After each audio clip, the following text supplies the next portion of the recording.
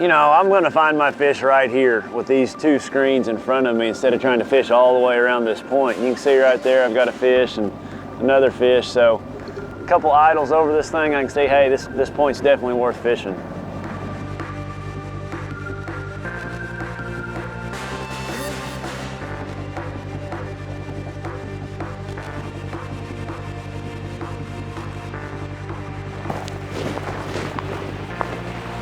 Dang, that's a big one.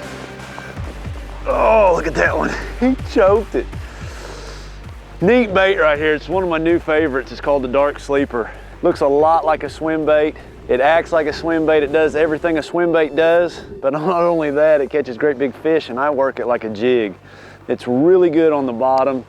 It comes through the grass really, really good, and catches great big old fish.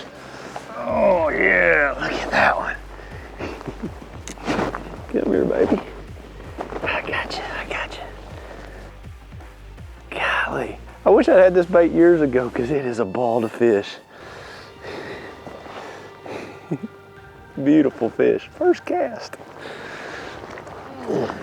You know, the design of this bait is really unique in that it has a keel weight, and that's gonna make that bait, every time I stop it, it's sitting with that hook up, ready to hook a bass. Another great thing about this bait, the dorsal fin is the weed guard. You know, it doesn't have a weed guard. The dorsal fin acts and protects that hook, yet you're able to hook those fish up amazingly. You know, initially you kind of look at it and you're like, man, I don't know. I haven't had any trouble. They flat choke it, and with that dorsal fin protecting that hook, I can bring it through any kind of cover. You know, you look at the bait and it looks a lot like a lot of different things out there. It's not just a goby bait. You know, by working it on the bottom and with the crayfish colors that Megabass has, it's a great crayfish imitation, especially just the dust cloud that you can kick up with it by dragging it on the bottom. You know, there's some other darter minnows that look a lot like this. You know, in my experience, it's been good for both largemouth and smallmouth. There's a fish, there's a fish, there's a fish. Oh yeah, it's coming up. What do I got? Man, that's a fun bite. Big old largemouth.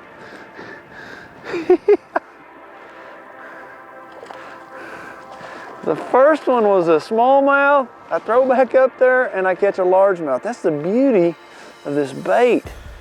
You can catch both species on it. Golly. It's a fat one.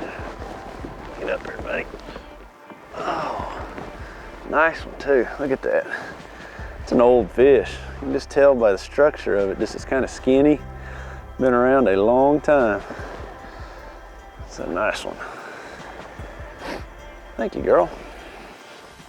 Really important, you know, with all your baits, and especially this bait right here, to make a long cast. I'm fishing really clear water. I want to get the bait away from the boat, but also it gives me more distance to keep that bait on the bottom. If I'm making a short cast, I get it to the bottom, you start working it, it's already going to start coming up to come up to the boat, especially in this deep of water. You know, fluorocarbon is a given. That's, if I'm fishing anything, casting it down in the water, it's always going to be fluorocarbon. It's a denser line than, say, monofilament, so it has a tendency to sink. It's not buoyant at all, so it's going to keep your bait down, you know, your dark sleeper on the bottom.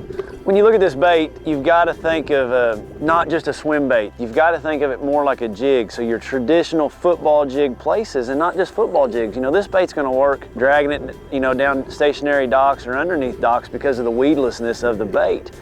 And then you take it out here on a point like this. You know, I've got some rock piles.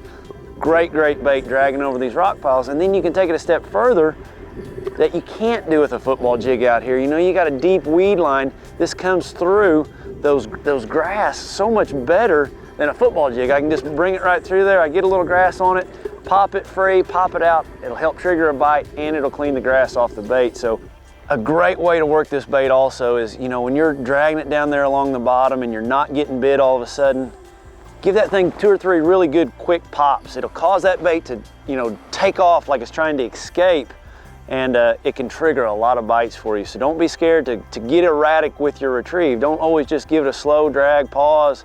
You know, when that thing hits the bottom, you kind of feel a little resistance.